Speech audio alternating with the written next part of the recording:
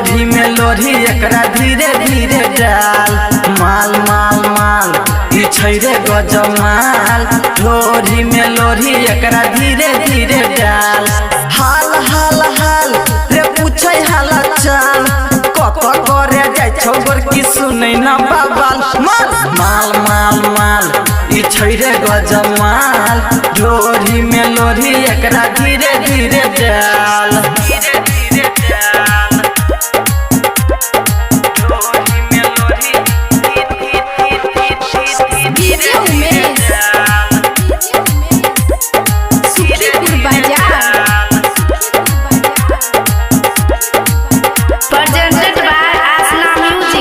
ऊपर नीचा करो एकर चोली के जोबन। टंगरी से घघरी ले छौरी रे बनल।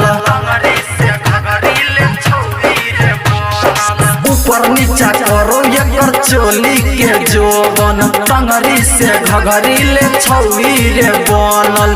देबे नहीं छौ तोरे कर दही दंगा। चोली के समान पलले रे पंगा।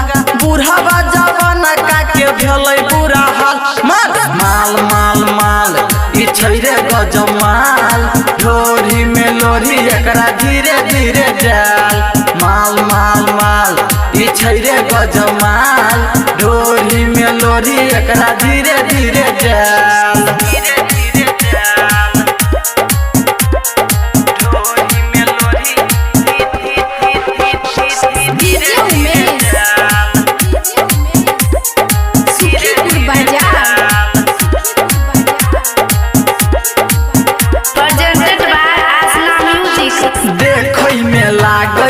गजबे के मॉडल नहीं जानी कौन विटामिन छै पड़ल।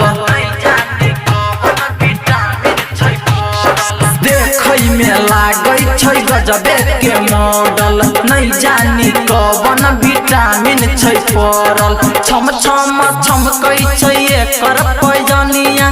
छै रे बंगाल के सुपर नचनिया। मुकेश प्रेमी अनिल छै रे खुशहाल। माल माल माल माल ई छै रे गजमाल। ढोरी में लोरी एकरा धीरे धीरे डाल। माल माल माल ई छै रे गजमाल। ढोरी में लोरी एकरा धीरे धीरे